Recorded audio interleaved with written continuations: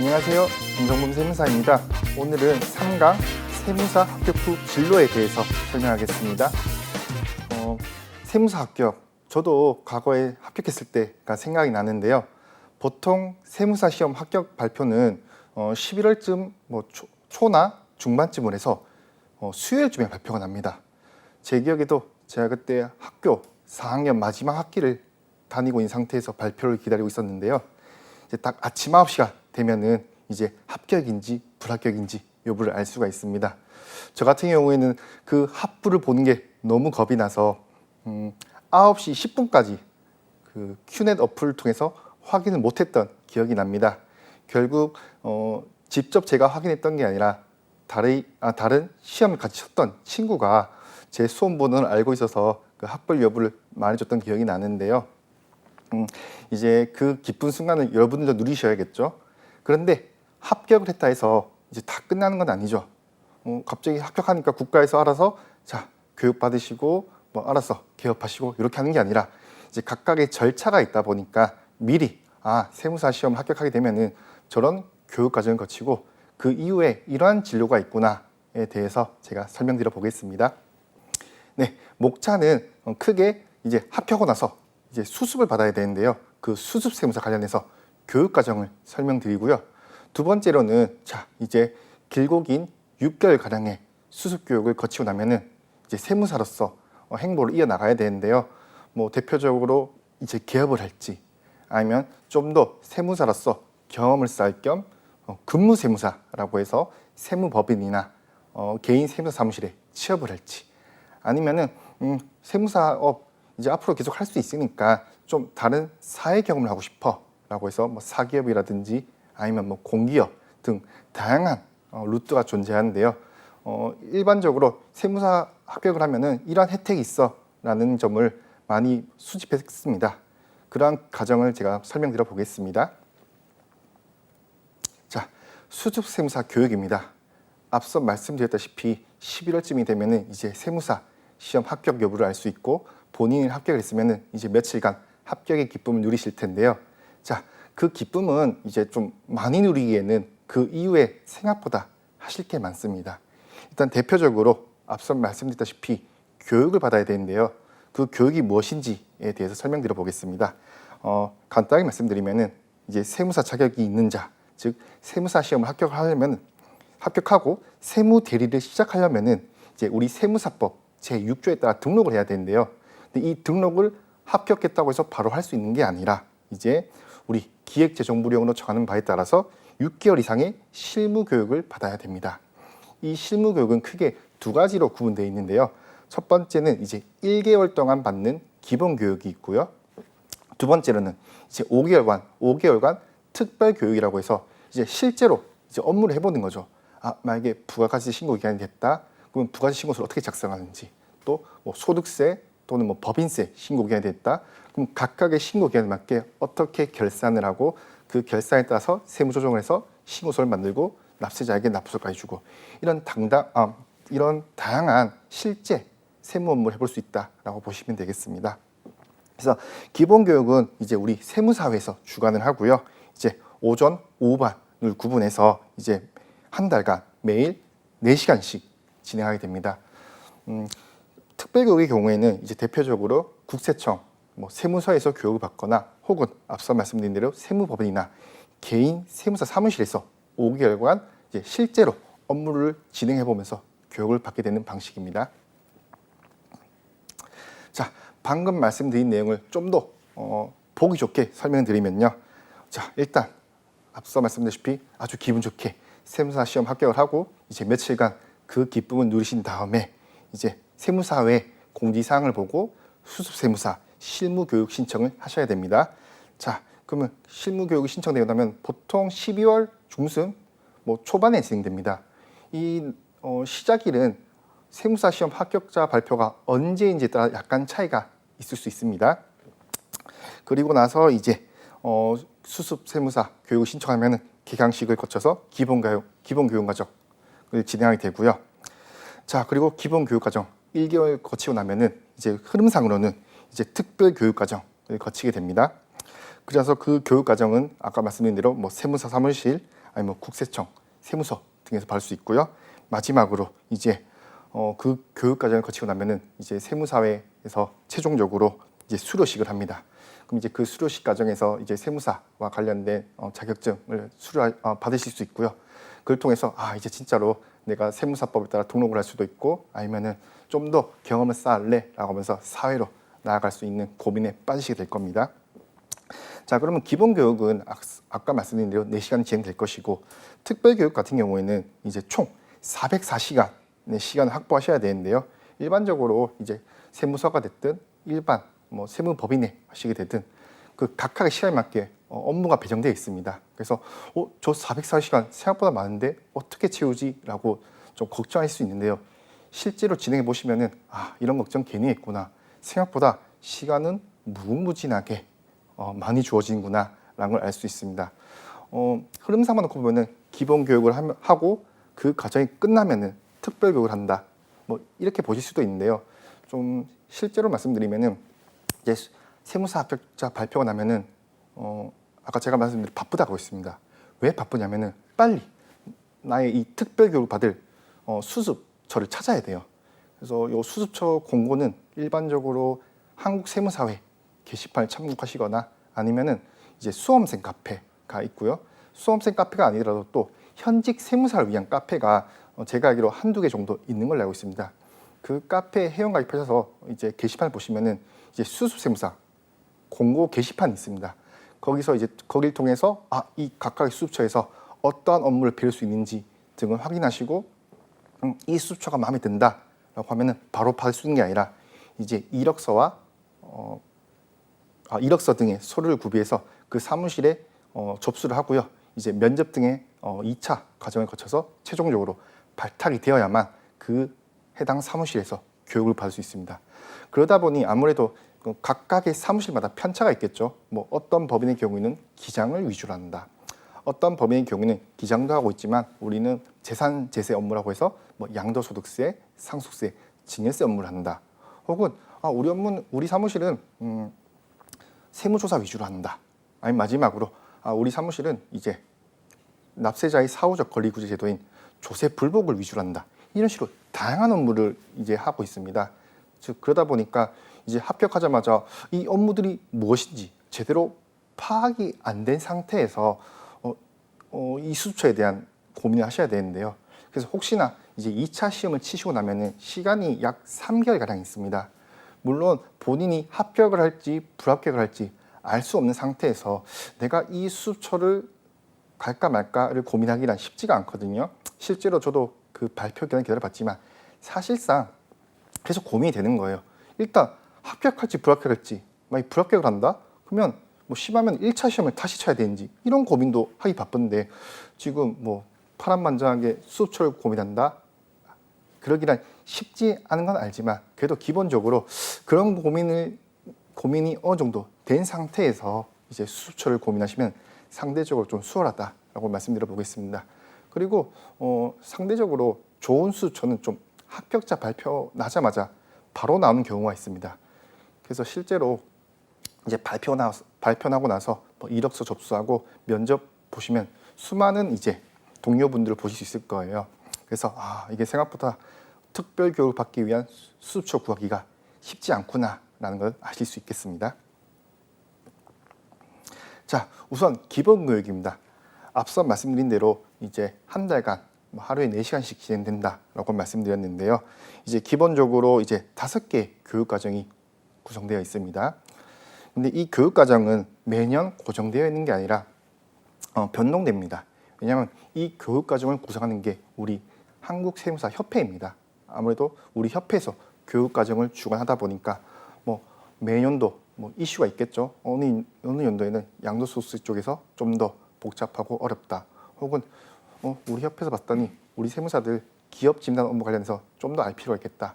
이런 식으로 이제 그 교육 과정을 짜신 분이 수많은 고민을 거치셔서 올해 수습 세무사들에게는 이런 교육 과정을 만들면 좋겠다라는 과정을 거쳐서 진행되게 됩니다. 그래서 이제 그러면은 이런 게 있겠죠. 교육 과정이 끝나면 언제쯤 될까라고 이제 고민이 될 수도 있는데요. 올해를 즉 작년 교육 기준을 말씀드려 본다면은 이제 12월 21일부터 시작해서 종료일은 이제 6월 21일로 되었다라는 점 참고로 말씀드려 보겠습니다. 자, 그러면 앞서 5개의 교육 과정이 있다고 말씀드렸는데요. 세부적으로 어떤 게 있는지 말씀드려 보겠습니다. 첫 번째로 이제 윤리 교육이 있습니다. 이제 기본적으로 세무사법. 이제 본인이 세무사로서 업무를 진행하는데 그냥 하면 안 되겠죠. 세무사로서 지켜야 할 사명, 의무, 그리고 세무사로서 혹시나 잘못된 업무를 했을 때 발생하게 될 뭐 징계, 벌칙이라든지 이런 일련의 과정을 설명하는 교육이 있고요. 또 이와 맞물리죠. 윤리 정화 규정이라고 해서 이제 세무사로서 지켜야 될 윤리적 관점을 설명드립니다. 그리고 세무 대리 업무에 관한 사무 처리 규정이 있고요. 그리고 세무사 손해배상 사고 사례, 그다음에 세무사 연역 소개가 있습니다. 이제 손해배상 사고 사례 같은 경우에는 물론 그러면 안 되겠지만 간혹 이제 납세자를 위해서 이제 세무사가 아주 고민을 거친 이제 세무 컨설팅을 했는데 알고 보니 이제 우리 세법과 충돌을 하면서 진행할 수 없는 컨설팅이 진행 경우가 있는데요. 이런 경우에는 납세자 입장에서 뭐 추가적인 세금뿐만 아니라 그 추가적인 세금에 대한 가산세 등의 문제가 발생하는데요. 그러한 이제 가산세가 발생했을 때 이게 누구 책임이냐?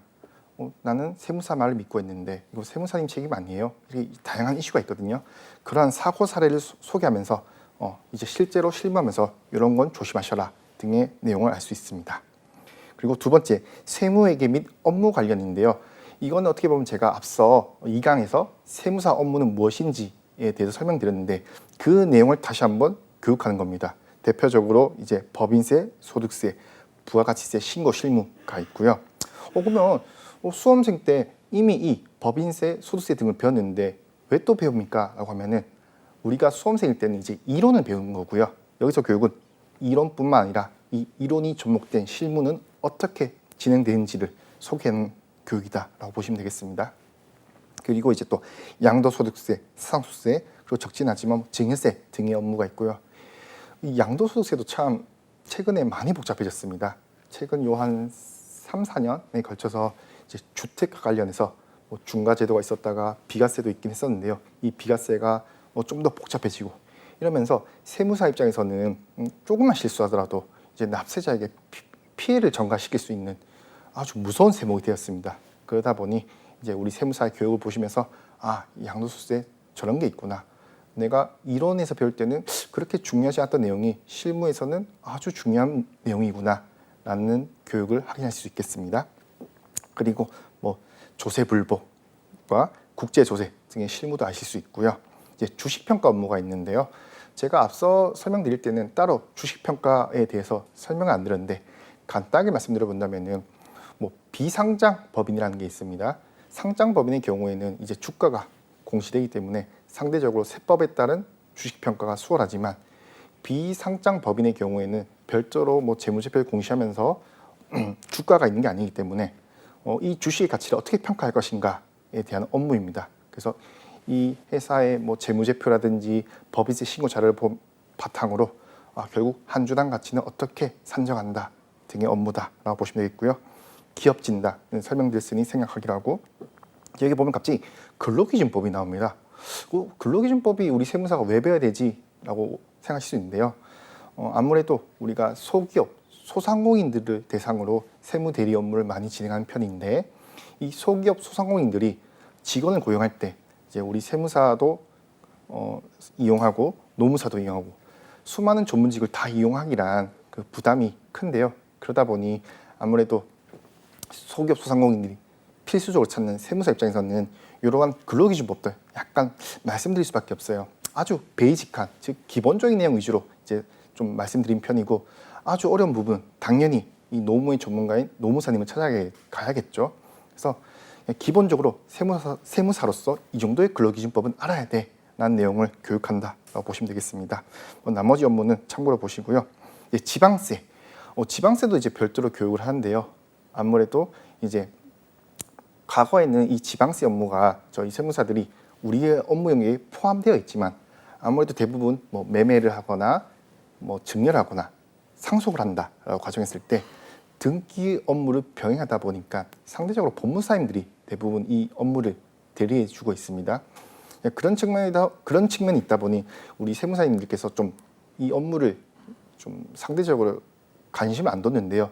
최근에는 이 지방세 관련해서 중과세 관련된 규정이 새로 생겼고 또 재산세가 또 종합부동산세와 연결되다 보니까 지방세에 대한 중요성이 좀 더 늘어나고 있다. 그러다 보니 뭐 협회에서는 매년 교육했습니다. 매년 교육하게 되는데 앞으로 좀 더 이 부분이 부각될 것이고 세무사로서 새로운 업무 분야로서 장점이 있을 것이다 라고 말씀드려 보겠습니다. 그다음 네 번째, 전산실무입니다. 우리가 법인세, 소득세를 배우고 나면은 결국 회계에 따른 장부를 작성하고 그 장부와 세법에 따른 차이를 조정하는 세무조정 등의 업무를 배울 텐데요. 그럼 장부 작성 어떻게 하나? 뭐 어디 종이에다가 이렇게 적을 수도 없는 것이고요, 그렇죠? 그래서 실무에서는 이제 전산 프로그램을 통해서 장부를 작성하고 세무 업무를 하는데요. 저희 협회에서는 세무사랑이라고 해서 별도의 회계 프로그램이 있습니다. 이 회계 프로그램을 통해서 어떻게 결산을 하고 어떻게 부가가치세, 법인세 등의 업무를 하는지 등을 교육한다라고 보시면 되겠습니다. 마지막으로는 이제 소양 교육 및 기타라고 해서 이제 세무사도 어떻게 보면 이제 납세자를 이렇게 직접 바라보면서 서비스라는 업무 중 하나인데요. 그런 관련해서 친절 교육, 그다음에 또 이제 세무사 첫 시작할 때 너무 막막하단 말이에요. 어떻게 해야 되는 거지? 내가 세무사로서 어떤 방향을 가야 되는지 그런 관련해서 이제 아무래도 상대적으로 성공한 이제 선배 세무사와의 대화라든지 이런 내용들을 교육받을 수 있겠습니다. 이번에는 이제 특별교육에 대해서 알아보겠습니다. 이제 특별교육은 기본적으로 뭐 주 20시간 이상을 받으면서 한 주 기준으로 52시간을 초과할 수 없게 돼 있는데요. 앞서 말씀드렸다시피 이 특별교육은 이제 실제 업무를 진행하는 사무실에서 진행되고요. 크게 이제 뭐 개인 세무사, 세무법인의 구성원이 이 실무 지도를 할 수 있습니다. 무슨 말이냐면은 우리랑 업무랑 비슷한 자격사를 본다면 회계사들을 대표적으로 할 수 있는데요. 이제 만약에 회계법인에 가서 수술 받았다라고 한다면 그 회계사님은 아쉽게도 우리 세무사 관련해서 특별교육, 실무지도 대상자가 아니기 때문에 그 특별교육을 인정받을 수 없는 문제가 있으니 이 점 참고하시길 바라겠습니다. 자, 그래서 세 번째, 작년 59기 합격자 기준으로 봤을 때 앞서 말씀드렸던 몇 월 며칠부터 몇 월 며칠까지 교육을 했다라는 점 참고로 봐주시고요.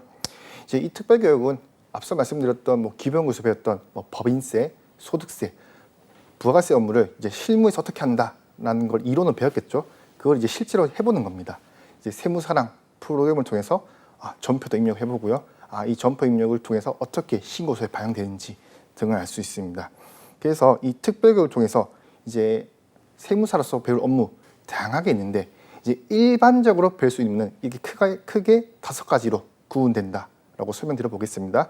첫 번째 기정 업무, 두 번째 재산 제세 업무라고 해서 대표적으로 양도소득세, 상속세, 증여세가 있고요. 세 번째 국제조세 업무가 있습니다.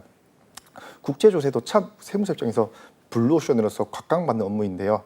다만 이 업무 난이도가 좀 아무래도 있다 보니까 만약에 이쪽에 관심이 있다라고 하시면은 이 업무를 담당하는 사무실이 생각보다 많지 않습니다. 그러다 보니 이제 합격자 발표 나자마자 빨리 언제 공고가 나온지 보시고 빨리 지원을 해서 합격을 하셔야만 이 업무를 좀 배울 수 있겠다라고 말씀드려 보겠습니다. 그럼 네 번째 경정청구인데요. 경정청구라는 걸 간단히 말씀드리면은 이제 납세자가 직접 신고를 해서 세금을 납부한 게 있는데 이게 알고 보니 우리 세법에 따라서 합법적인 내에서 조세 특례 제한법 등의 검토를 통해서 세금을 좀 돌려받게 해주는 업무입니다. 아마 오늘 시청자분들께서도 인터넷 포털 보시면은 세금 돌려주겠다 식의 요새 광고가 되게 많은데요. 그런 업무가 요 경정청구 업무구나라는 내용 확인하실 수 있습니다. 그리고 마지막으로 세무조사 업무, 이제 납세자의 권리 구제를 위한 업무 중 하나인데요. 이 업무도 아주 제 개인적으로 봤을 때는 세무사 업무 중에서 되게 난이도가 있습니다. 그러다 보니까 좀 경험이 많은 사무실 통해서 이런 업무를 배우시면은 실제로 본인이 개업을 했을 때 좀 도움이 되는 업무다라고 말씀드려 보겠습니다. 자, 그럼 이 특별교육은 크게 보면은 이제 국세청 또는 세무서가 있고요. 아니면은 개인 세무사 사무실 혹은 세무법인 구분해서 볼 수 있는데 이제 세무서와 관련된 특별교육에 대해서 간단하게 설명드려 보겠습니다. 보통 장소는 세무서에서 진행되고요. 세무서별로 인원은 최대 3명 정도를 뽑습니다. 그래서 여기서 배우는 게 뭐냐라고 한다면 여기서는 뭐 제가 알기로는 뭐 전산을 입력하면서 신고서 작성을 한다기보다는 이제 각각 신고 기한, 즉 부가가치세, 법인세, 소득세 신고기한이 되면 세무서에서 신고 창구를 운영합니다. 그럼 그 신고 창구를 운영할 때 수많은 이제 납세자분들이 오실 거고요. 그와 관련된 민원을 대응해야 되는데 세무서의 세무 공무원분들의 숫자가 아무래도 적다 보니 좀 한계가 있죠. 그러한 이제 민원 대응 업무를 좀 같이 도와준다라고 보시면 되겠습니다. 그래서 뭐 특이점이 있다면은 우리가 그러면은 특별교육을 받을 때 세무서가 됐든 뭐 세무서 사무실이 됐든 교육을 받긴 받지만 엄밀히 따지면 거기서 일을 하긴 하는 거거든요. 그럼 여기서 이제 약간의 급여가 나오냐라는 것도 구문사항일 수 있는데 세무서는 아쉽게도 뭐 일체 수당 지급이 없다라고 확인할 수 있겠습니다. 자, 그러면은 이번에는 제출 서류에 대해서 알아보게 텐데요. 자, 만약에 앞서 말씀드린 대로 특별 교육을 받기 위해서 이제 수수처를 구했다라고 한다면은 이제 지도세무사 지정 희망서를 작성해서 제출해야 됩니다. 근데 이 제출 기한이 생각보다 좀 타이트합니다.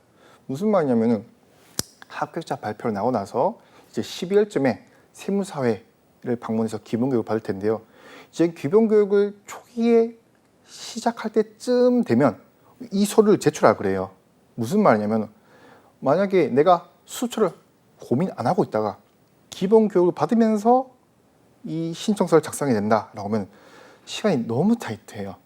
그래서 결론이 뭐냐면은 이제 만약에 합격자 발표가 나서 합격을 했다 그러면은 앞서 말씀드린 대로 빨리 수초를 확인해서 면접을 보시고 합격을 해야만 이 서류를 제출할 수 있습니다. 이 서류 제출 기간을 놓쳐버리면은 그 해 기본 교육을 받을 수 있지만 특별 교육을 못 받는 좀 어이없는 상황이 발생하거든요. 빨리 기본 교육 받고 특별 교육 받아서 뭐 개업을 하든 근무세무사를 하든 그 다음 스텝을 거쳐야 되는데 여기서 만약에 스텝이 꼬이면은 아까운 1년이 날아갈 수 있으니까 이 점도 참고로 보시면 좋을 것 같습니다. 그리고 이제 특별교육을 받게 되면 매달 세무사회에 제출한 게 있습니다. 출결 보고서라고 해서 이제 지도세무사를 통해서 이제 언제 체크를 했고 그 기간에 무슨 교육을 받았고 등의 내용을 작성해서 대표 세무사로부터 이제 날인을 받고 제출한다라고 보시면 되고요. 이제 마지막으로 특별교육 마지막이 되면은 이제 실무 교육 종료 보고서라는 게 있습니다. 이 보고서는 이제 이 수습을 관할했던 뭐 대표 세무사 등이 이 친구 뭐 실무하면서 뭐 이런 업무는 몇 점, 이런 건 몇 점, 이게 점수를 매겨서 협회에 제출하거든요. 그래서 그 점수가 일정 점수를 확보해야만 이제 실무 교육까지 특별 교육까지 거쳐서 결과적으로 세무사 교육을 마쳤다라고 볼 수 있겠습니다. 자, 그러면은 앞서 말씀드린 내용에 대해서 이제 근거법이 있겠죠. 간단하게 보겠습니다. 이제 기본적으로 5조에 보면은 이제 실무 교육은 뭐 할 것이냐라고 봤을 때 세무사의 뭐 소양 교육이 있겠고요. 국세 및 지방세에 관한 교육을 또 특별 교육 과정에서 하고요. 또 회계 및 세무회계에 관한 교육. 네 번째 국제 조세에 관한 교육. 뭐 기타 업무가 있다라는 내용을 아실 수 있겠고요. 그다음에 구조를 보시면은 앞서 말씀드린 대로 이제 우리 세무사협회 세무사 회장님께서 이제 실무 교육 신청을 받았을 때에는 이제 실무 연수 기간을 지정하고 실무 지도 세무사를 위촉한 방식입니다. 그리고 이 실무 지도 세무사 대부분 이제 우리 세무사업계에서 다 이름이 있으시고 유명하신 분들이 대부분인데요. 간혹 이런 분들이 간혹 그럴 리는 없겠지만 두 가지 사유에 해당한 경우에는 이 지도 세무사에 해당될 수 없다라는 내용도 있습니다. 대표적으로 뭐 2년 이내에 뭐 징계를 받았다든지 혹은 이제 회장이 자체적으로 검토했을 때 이분은 좀 무리겠네라고 하면은 이제 그 실무 지도 세무사로 지정받을 수 없게 됩니다. 그래서 나머지 내용은 참고로 말씀드렸고요. 자, 13조는 뭐냐면 예를 들어서 자, 내가 어느 수습처를 구했고 그 수습처를 통해서 특별 교육을 받았는데 간혹 이 사무실이 나랑 안 맞을 수도 있겠죠. 혹은 반대로 이제 실무지도 세무사가 관련해서 뭐 기책 사유가 있을 수도 있는데요. 그런 기책 사유 관련된 내용이다라고 보시면 되겠습니다. 그래서 13조의 특별 교육 등의 변경을 보시면 대표적인 사유로 이제 실무 지도 세무사가 휴업 또는 폐업을 했거나 아니면은 이제 징계를 통해서 뭐 등록 취소 또는 직무 정지를 당했거나 아니면은 반대로 이번에 수습세무사요. 수습세무사가 어쩔 수 없이 부득이하게 뭐 주거지를 이전해서 그래서 원래 서울에서 있다가 뭐 대구로 갔다거나 이런 사유가 발생하거나 아니면 마지막으로 기타 특별한 사유가 변경한 경우에는 이제 이 특별교육 받을 사람은 변경할 수 있다라는 내용 확인할 수 있겠습니다. 마지막 14조 교육의 연기의 경우에는 예를 들어서 본인이 뭐 질병에 걸렸다든가 몇 년 전에 보면 코로나 등이 예를 들 수 있겠죠. 뭐 그런 걸 통해서 올해 교육을 받기 어렵습니다라고 한다면 뭐 기존에 내가 기본 교육이라든지 뭐 특별 교육 중에서 일부 확보한 시간이 있겠죠. 그 확보한 시간은 인정받고 연기를 통해서 내년에 마지막으로 추가로 받으면서 이제 6개월간의 시간 확보해서 뭐 수습 교육을 완료한다든가 이러한 행위를 하기 위한 조문이 14조다라고 보시면 되겠습니다. 자, 그래서 지금 14조의 2의 경우에는 그러면은 이제 기본 교육이 됐든 특별 교육이 됐든 그냥 수업만 들으면 되는 거 아니야? 라고 했을 때 그런 게 아니라 각각 이제 100점 만점을 기준으로 일정 점수 이상을 확보해야만 세무사 수습 교육을 완료했다라고 볼 수 있는데요. 기본 교육이든 특별 교육이든 기본적으로 평가 쪽에서 60점이 있고요. 이제 출석률에서도 40점이 있다라고 보시면 되겠습니다. 그러면 이제 교육 중지 사유가 무엇인지를 이 항을 통해서 볼 수 있는데요. 첫 번째는 이제 출석률이 12시간 이상이 안 되는 경우, 즉 미수한 경우이고요. 뭐 두 번째, 세 번째를 본다면 결과적으로 앞선 우리 세무사 시험처럼 뭐 40점 미만의 꽈랑도 없어야 되고 마지막으로 뭐 총점이 60점 이상이 된다라고 보실 수 있겠습니다. 미리 말씀드리면 이 출석 관련해서 우리 협회에서 되게 엄격하게 봅니다. 그래도 합격했으니까 우리 협회에서 좀 출석 뭐 지각하거나 조퇴하더라도 좀 봐주겠지라고 생각할 수 있는데요. 정말 엄격하게 많이 지각을 했다 그러면 1시간 정도 감안다거나 이런 식으로 엄격한 잣대로 이 출석률을 이제 평가하고 있으니 이 점도 참고하셔서 생각보다 이 세무사 수습 교육이 만만치 않구나라는 점 참고하시길 바라겠습니다. 나머지 내용은 생략하고요. 자, 17조와 19조는 이제 지도세무사 관련된 내용입니다. 대표적으로 이제 수습세무사 입장에서는 이제 앞서 말씀드린 보고서를 매월 말에 작성해서 실무지도세무사로부터 확인을 받고 이제 다음 달 10일까지 회장, 즉 우리 세무사협회에 제출해야 되는 이 기한도 있다라는 점 참고로 보시고요. 뭐 감독은 당연히 뭐 혹시나 이 수습세무사의 업무가 뭐 불량해서 교육을 하기 어려운 경우에는 중지할 수 있다. 근거 규정이니까 참고로 보시면 되겠습니다. 그래서 앞서 말씀드린 내용을 다시 한번 말씀드리면 결국 이제 이 수습세무사에 대한 뭐 기본 교육 평가는 이제 1개월간 배운 이론 시험에 대한 필기 시험이 있고요. 그다음에 출석 점수가 구성되어 있다라는 점 보일 수 있겠습니다. 그럼 간혹 이제 뭐 필기 시험을 응시했는데 점수가 미달되었다. 그럼 어떻게 되냐? 즉 60점 이상을 확보하지 못했을 때 어떻게 되냐라고 볼 수 있는데요. 이게 제가 현행 규정을 보니까 다음 연도에 다시 교육과정을 이수해야 됩니다.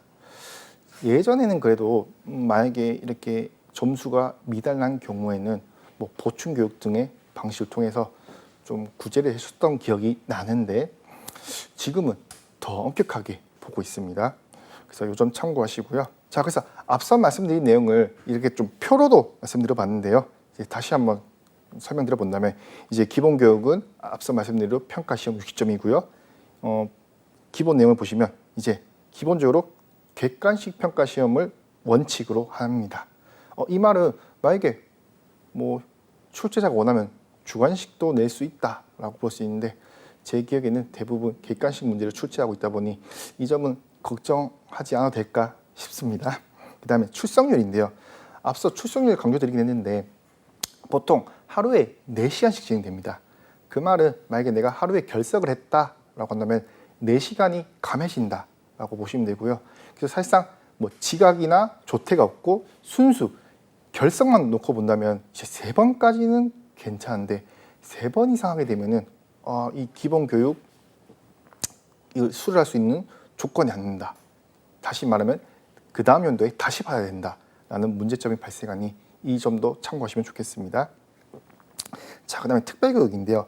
이제 실무지도 세무사가 이제 각각의 이제 뭐 법인세, 뭐 상증세, 뭐 부가세 다양한 세목에 대해서 교육을 하겠죠. 그럼 각각의 업무를 실제 실무 지도하면서 이 수세무사가 수행하는 그 내용을 보고 평가를 하는 겁니다. 최대, 최상이다 이런 경우에 10점, 만약에 우수해 라는 경우에는 8점, 뭐 그다음에 보통 6점 이렇게 2점 간격으로 각각 18, 6, 4, 2 이렇게 매긴다라고 보시면 되겠습니다. 여기서도 출석 점수는 존재하는데요. 우리 기본 교육과 다르게 2가지 구분해서 봅니다. 첫 번째 출결 관리가 있고 두 번째 직무 태도가 있는데요. 제 경험상 이제 본인이 꾸준히 우리 실무지도 세무사님의 교육 아래 이제 배정하는 교육 업무가 있을 겁니다. 그 교육 업무만 잘 숙지하고 수행한다면은 제 수습 세무사로서 특별교육 관련해서 점수를 받는데 문제가 없겠다라고 말씀드려 보겠습니다. 이번에는 수습 세무사 이후의 진로에 대해서 설명드려 보겠습니다. 이제 길고 길었던 6개월간의 교육 과정을 마치고 나면은 이제 갑자기 뭐 어디 사막에 놓인 기분이실 거예요. 왜냐하면은 뭐 교육 과정에서는 이런 업무도 있구나. 그리고 상반기에 교육을 받다 보니까 정말 하루하루가 정신없이 지나가시거든요. 뭐 제가 수습 받을 때는 수습 끝나고 뭘 하지? 라고 고민을 안 했던 것 같아요. 왜냐하면 당장 오늘 하루 이 업무 해야 되는데 이 배웠던 거 마무리해야 되는데 그런 고민을 하기 바빴던 기억이 납니다. 근데 어쨌든 그러한 과정을 거치고 나면은 이제 결국 무슨 업을 해야 될까? 나의 장래는 어떻게 될까? 라는 고민도 같이 하시게 될 텐데요. 우리 시청자분들 입장에서도 세무사 시험이 저런 게 있구나 라고 인식하셨지만 내가 만약에 합격을 하면 저런 무엇을 할까? 저런 업무가 있겠구나 라는 내용 확인하실 수 있겠습니다. 그래서 대표적으로는 이제 영순위로 나온 게 아무래도 개업입니다. 왜 그러냐면 아무래도 세무사의 꽃은 개업이다 라는 말이 있는데요. 그 개업을 통해서 뭐 우리가 흔히 말하는 뭐 초반에는 이제 자리 잡는 데 시간이 좀 걸립니다. 아무래도 전국에 세무사님들도 많고 이제 영업하기도 처음에 만만치 않겠죠. 그러다 보니까 뭐 제가 딱 집어서 몇 년이다라고 말하긴 곤란한데요. 제가 예전에 이제 선배 세무사님 통해서 개업하는데 보통 자리를 잡으면 몇 년입니까? 라고 물으면은 뭐 좀 긍정적으로 말하시면 2, 3년이었던 것 같아요. 근데 요즘은 그냥 제가 감히 그냥 추출해 보자면은 정말 뛰어나신 분들 말고요. 영업이 정말 뛰어나시고 뭐 우리 요새 뭐 MBTI라고 하죠. 그 성향이 E이시면서 아주 활발하다. 이런 분들은 제가 보니까 뭐 1년 혹은 그 안에도 자리 잡는 분이 간혹 있더라고요. 좀 예외적인 경우였긴 한데 그런 분들 제외하고 나면은 저는 뭐 한 길게 봤을 때 한 4, 5년 봐야 되지 않을까라고 그냥 조심스럽게 말씀드려 보겠습니다. 방금 말씀드린 이런 기간은 세무사님들마다 차이가 있으니까 그냥 저 세무사는 저렇게 견해를 가지고 있겠구나 라고 보시면 되겠습니다. 자, 그래서 앞서 말씀드린 개업 세무사부터 먼저 말씀드려 보겠습니다. 뭐 개업을 하게 된다면은 뭐 아무래도 지금 현재 세무사 업계에서 개업한 세무사가 몇 명인지의 내용도 알아야겠죠. 경쟁자라는 표현은 좀 너무 삭막하긴 한데 아무래도 나와 같이 동일한 업무를 하고 결국 내가 어느 지역에서 이제 세무사로서 개업을 통해서 진입을 하게 된다. 그럼 중요하겠죠. 나와 파일을 이제 나눠 먹을 사람이 몇 명인지 이런 내용인데요. 간단하게 말씀드린다면 우리 지금 2023년 9월 30일 기준으로 전국 봤을 때 총 15,000만 명 가량이 세무사로서 등록이 되어 있고요. 여기서 아셔야 될 게 이제 등록인 겁니다. 합격한 사람 중에서 등록을 안 한 인원도 있겠죠. 그 점 참고하시고요. 아무래도 비중 측면에서 봤을 때는 이제 서울이 가장 많다. 한 7천만 가량 된다라는 점 확인할 수 있겠습니다. 이제 세무법인의 경우에도 동일하게 지역 중에서 서울이 가장 많다라는 걸 확인할 수 있겠고요. 이제 총 한 750점 정도의 세무법인이 존재한다는 점 확인할 수 있겠습니다. 그래서 이런 세무사 등록은 앞서 말씀드렸던 교육 과정을 즉 6개월간의 교육 과정을 거쳐야만 등록하면서 이제 개업을 할 수 있다라고 보시면 되겠고요. 이제 세무사라서 개업을 하게 되면은 이제 협회에다가 이제 등록 신청서를 작성하는데 그 등록 신청서에 수많은 서류가 들어갑니다. 뭐 예를 들어서 내가 사무실을 구했으면 뭐 임대차 계약서, 그다음에 기본적인 이력서 되게 다양한 서류가 있는데요. 또 거기에뿐만 아니라 내가 만약에 어느 지역을 개업하겠다, 만약에 뭐 서울에 강남에 개업하겠다, 그런 경우에는 강남에 별도의 지역 세무사 회장님이 계시거든요. 그 지역 세무사 회장님께 방문해서 도장을 받아야 됩니다. 그 도장을 받아야만 세무사로서 등록할 수 있는데요. 이제 그런 제도가 있는 이유는 뒤에서 이제 세무사 징계 관련된 내용을 볼 텐데요. 혹시 이 세무사가 세무사로서 정상적인 업무를 할 수 있는지, 혹은 명의대여 등을 하지 않는지, 이런 걸 좀 약간 검증하기 위해서 좀 실무적으로 이런 게 있다, 참고로 보시면 되겠습니다. 그러면 뭐 제가 이건 카테고리를 개업 세무사와 근무 세무사 같이 엮어버리긴 했는데요. 결국 개업하고 나면 주요 업무, 계속 강조드렸던 뭐 기장 업무가 있고요. 두 번째 이제 재산 제세 업무라고 해서 양도 상속 증여, 이 두 가지 업무는 제가 봤을 때 가장 기본적으로 세무사로서 맞닥뜨릴 수 있는 업무다라고 보실 수 있겠습니다. 그리고 그 외에는 이제 경영 청구, 세무조사, 조세 불복이 있는데요. 앞서 말씀드렸던 2강에서 이제 세무사 업무 다양하게 말씀드렸는데요. 그 업무도 당연히 하실 수 있습니다. 단지 제가 좀 이렇게 간단하게 세 가지 유형을 좀 묶었다. 물론 기장하면서 경영 청구할 수도 있고요. 기장하면서 불복이나 세무조사 다 할 수 있습니다.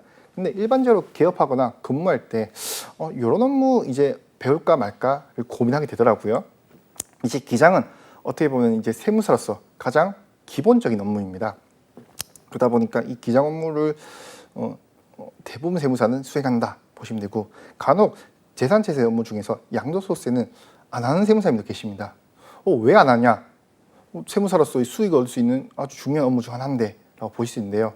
뭐 간단하게 말씀드리면 리스크죠. 앞서 양도소득세는 이제 몇 년간 수많은 개정을 거쳐서 특히 주택과 관련된 양도소득세는 매우 복잡하고 어려워졌는데요. 어려워지다 보니까 뭐 비과세가 아님에도 불구하고 비과세다, 이런 식의 잘못된 컨설팅 하게 되면은 그 손해배상 규모가 워낙 크다 보니까 좀 그런 업무를 기피하시는 분들이 계신다라고 볼 수 있겠습니다. 또 이런 게 있는 것 같아요. 아마 합격하고 나시고 나서 이제 기장 업무에 대해서 이제 다른 선배 세무사 혹은 동료 세무사들과 얘기해 보면은 이 업무는 그래도 상대적으로 개업을 하고 나서 금방 배울 수 있지 않냐라고 볼 수 있는데, 사실 이 업무조차도 좀 특정 업종을 보면 되게 난이도가 있습니다. 예를 들어서 뭐 건설업의 경우에는 이제 건산법에 따라서 실질 자보금 요건을 충족하는지, 뭐 이런 생각지 못한 이슈가 있는데요. 그런 거는 아무래도 기업 첫 해에는 맞닥뜨릴 일이 없다 보니까 그런 난이도 있는 게 아니면은 이제 기업을 권해서 빨리 수익을 얻는 방식을 많이 주변에서 권하기도 합니다. 근무세무사, 이제 근무세 말 그대로 이제 자리 잡은 세무사님들 사무실에 취업을 해서 방금 말씀드린 이런 주요 업무를 하는데요. 왜 굳이 근무세무사를 거치지 않고 개업을 바로 하는 경우가 있냐라고 본다면, 첫 번째는 냉정히 말했을 때 좀 약간 연보인 것 같아요. 이제 수습 과정을 거치고 나서 갓 근무세무사 했을 때는 아무래도 아직 실무적인 전문성이 좀 부족하다 보니 1년차 연봉이 그렇게 높지는 않는데요. 그런 낮은 연봉에 대해서 좀 회의감을 느껴서 어차피 뭐 그런 낮은 연봉을 받고 일할 바에야 기업에서 빨리 잡을래, 이런 과정이 있다 보니까 간혹 뭐 근무를 거치지 않고 바로 기업하신 분들이 있고요. 저는 그게 뭐 나쁘다 좋다 이런 말씀을 드리는 건 아닌데 참고로 그런 게 있다라는 내용을 설명드렸습니다. 자, 그리고 이번에는 이제 공기업 관련해서 우리 세무사 자격증이 있으면은 좀 우대사항이 있는지를 그냥 간단하게 알아보겠습니다. 자, 그래서 중소기업 기술 정보진흥원의 경우에는 이제 정부 출연금 관리 직무와 관련해서 세무사를 이제 뽑는데요. 여기는 이제 계약직으로 좀 뽑고 있습니다. 계약직인데 굳이 이걸 왜 소개했냐라고 한다면, 앞서 1년차 근무 세무사의 경우에는 좀 연봉이 좀 그렇게 높지 않다라고 말씀드렸는데, 여기 진흥원의 경우에는 제가 이제 2023년 기준 채용 공고를 봤을 때 연봉이 6,900 거의 후반 정도 됩니다. 즉 갓 세무사 교육을 받고 나서 이제 근로를 할 때 연봉을 좀 중요시 여긴다라고 본다면은 이쪽도 좀 메리트가 있지 않나 싶어서 소개해드려봤습니다. 그리고 정부 출연금 관리 업무 이런 거 보게 되면은 이제 기업들이 이제 정부로부터 보조금을 받기 위해서 뭐 사업 시행 계획서를 작성한다거나 아니면 추후에 이제 받았던 보조금 관련해서 어떻게 사업 관리하는지 등의 내용을 알 수 있다 보니까 실제 내 업무와도 약간의 연관성이 있다라는 걸 말씀드려 보겠습니다. 참고로 아까 연봉이 한 6천만 원 후반대라고 말씀드렸는데 그와 별개로 상여금은 또 별도로 나온다는 내용도 확인할 수 있었습니다. 네, 또 한국주택금융공사의 경우에도 이제 좀 우대 사항이 있는데요. 어떤 게 있냐라고 봤더니 이제 필기 전형에서 가산점 5%, 즉 5점 정도가 주어진다라는 내용 확인할 수 있었습니다. 지금부터 공기업이라든지 아니면 은행 관련해서 간단하게 이러한 우대 사항이 있다라고 설명드릴 건데요. 지금 각각 자료의 밑에 보이는 표들은 근거 자료를 제가 그냥 발췌했다라고 보시면 되겠습니다. 그리고 기본적으로 2023년 기준으로 채용 공고문 자료를 검토한 다음에 정리했다라고 참고해 주시면 감사하겠습니다. 자, 이번에는 한국토지주택공사입니다. 여기에서도 이제 사무직, 행정, 법률, 회계 관련해서 이제 서류 전형에서 서류 전형에서 면제가 있고요. 또 필기 전형에서도 가산점 10점이 있다는 내용 확인하실 수 있겠습니다. 그리고 인천국제공항공사 관련해서도 이제 5급 사무직을 뽑는데요. 여기서 이제 서류 전형에서 이제 가산점 10점 있다는 내용 확인할 수 있고요. 이제 한국농수산식품유통공사의 경우에도 이제 서류 및 필기 전형이 있는데 여기서 가산점이 10점이 주어진다는 내용 확인하실 수 있겠습니다. 그다음에 이제 한국수자원공사의 경우에도 이제 행정직 관련해서 이제 서류 전형에서 10% 가량, 즉 10점의 가산점이 있다는 내용 확인할 수 있겠고요. 그다음에 한국수력원자력에 대해서도 이제 1차 전형 관련해서 이제 가산점 10점 있다는 내용과 이제 한국자산관리공사에서도 이제 필기 전형 관련해서 가산점 5점 있다는 내용 각각 확인할 수 있겠습니다. 그리고 이번에는 이제 은행에 대해서도 알아볼 건데요. 앞서 말씀드렸던 2023년 일반 행원 공고문을 대부분 검토해서 올린 자료다 보시면 되겠습니다. 이제 IBK 은행 경우에는 이제 필기 전형에서 가산점 10점이 있다라는 내용이 공지되어 있습니다. 그리고 하나은행, 우리은행, 그리고 신한은행의 경우에도 이제 우대 사항이 세무사라고만 적혀 있습니다. 여기는 앞서 말씀드린 필기 전형, 서류 전형 구분되어 있다기보다는 그냥 우대 사항에 세무사, 회계사 등은 우대한다 이렇게 기재되어 있었습니다. 자, 그리고 마지막으로 이제 세무공무원인데요. 이제 세무사 시험을 합격하고 나서 대표적으로 고민하는 분야 중 하나가 세무공무원입니다. 이제 세무공무원, 국가직 세무공무원과 지방직 세무공무원 각각 나뉠 텐데요. 이제 핵심은 이제 이런 7급, 9급 세무공무원 관련해서 이제 세무사 자격증이 있으면 5%, 즉 5점 정도의 가산점이 있다라는 내용을 확인할 수 있습니다. 대표적으로 세무공무원을 고민한 이유가 뭔지 이제 제 주변에 실제로 세무사 시험을 합격해서 자격증을 획득한 후 세무공무원 간 분들께 좀 많이 여쭤봤었는데요. 일단 첫 번째로는 이제 실제 세무서 내부에서 어떠한 결제 시스템이 있는지 궁금해서 가시는 분들이 좀 많습니다. 무슨 말이냐면은 우리 세무사가 무엇인지 제가 1강에 설명할 때 중간자 입장에서 대리인 역할을 한다고 말씀드렸습니다. 즉 납세자 입장에서 본다면은 이제 세금의 신고, 납부와 관련된 업무를 도와주는 조력자 역할을 하고요. 이제 국가 세무서 입장에서 봤을 때는 이제 세금을 징수하는데 원활한 징수 업무를 도와줄 수 있도록 조력자 역할을 한다라고 말씀드렸는데 결국 납세자를 대리해서 신고서를 작성하고 세법에 따라 감면이라든지 세액공제 등을 검토한 다음에 이제 세무서에 신고를 하겠죠. 약간 실무적으로 말씀드리면 대부분 우리 홈택스라는 사이트를 통해서 전자신고를 하고 있고요. 그럼 그 전자신고를 받은 세무공무원은 그 자료 중에서 이제 우리 세법에 따라 문제가 없는지 혹은 그 위의 상위기관인 뭐 국세청으로부터 감사를 받아서 이 업무에 문제 없는지 등의 이제 내부적인 업무를 진행하게 될 겁니다.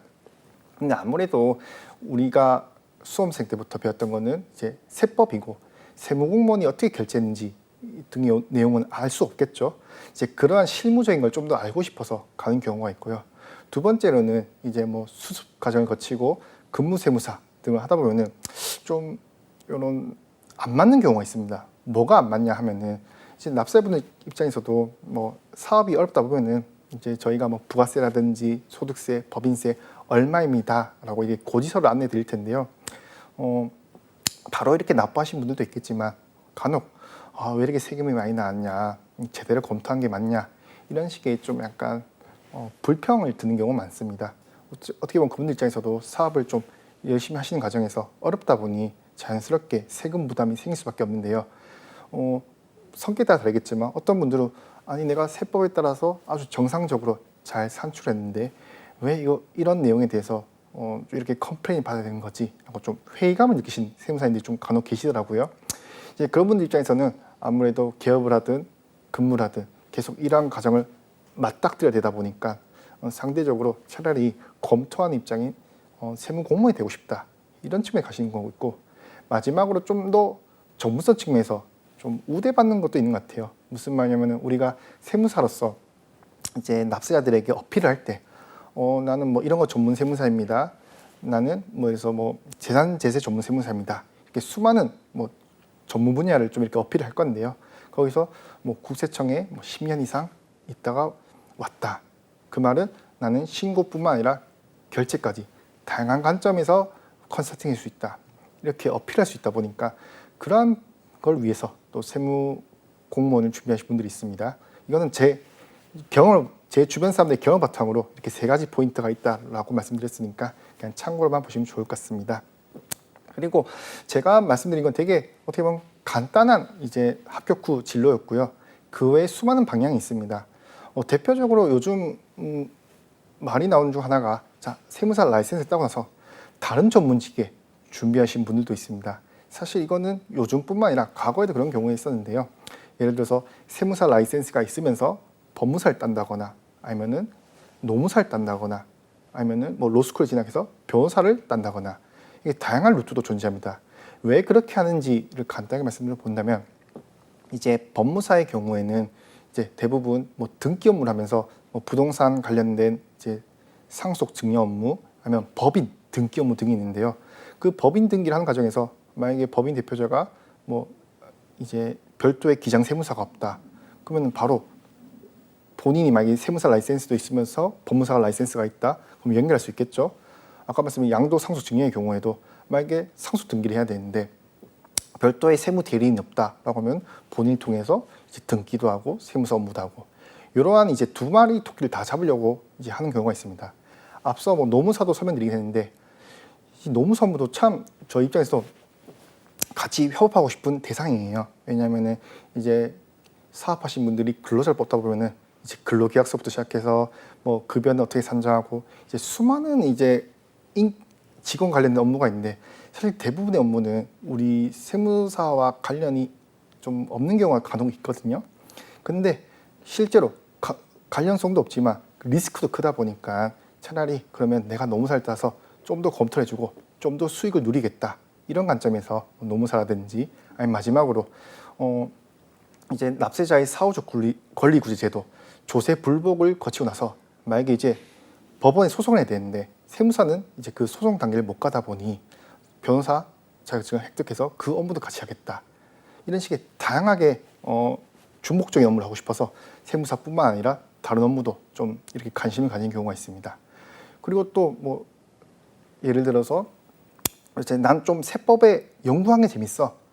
좀 더 연구로 갈래라고 한다면은 이제 뭐 세무 전문 대학원이라든지 뭐 일반 대학원의 석사 과정이나 박사 과정을 거쳐서 뭐 어느 대학에 교수로 간다던가 이러한 다양한 루트가 사실 존재합니다. 근데 그거는 그냥 제가 이렇게 구두상으로 참고로 말씀드렸다라고 보시면 되겠습니다. 그래서 지금까지는 우리 수습세무사에 대해서 어떤 교육이 있는지 설명드렸고, 그리고 마지막으로 세무사 진로와 관련해서 개업 또는 근무세무사가 있고 여기에 대해서 그냥 약간 저의 생각을 좀 많이 말씀드렸던 것 같아요. 그리고 나서 이제 공기업에서 어떠한 우대사항이 있는지, 또 사기업 중에서 대표적으로 은행 관련해서는 어떠한 우대사항이 있는지 설명드렸고요. 마지막으로는 이제 세무공무원 관련해서도 가산점을 설명드리면서 왜 세무공무원의 세무사들이 점점 더 많이 도전하게 되는지와 그 다음에 또 뭐 세무사와 다른 전문직을 따서 업무를 좀 더 늘린다든지 아니면은 연구를 하기 위해서 뭐 석사 또는 박사 과정을 거친다든지 등의 내용을 소개해드렸습니다. 그래서 오늘도 우리 시청자분들께 많은 도움이 되시길 바라고요. 다음에는 이제 세무사의 의무와 징계 관련해서 또 설명드리도록 하겠습니다. 감사합니다.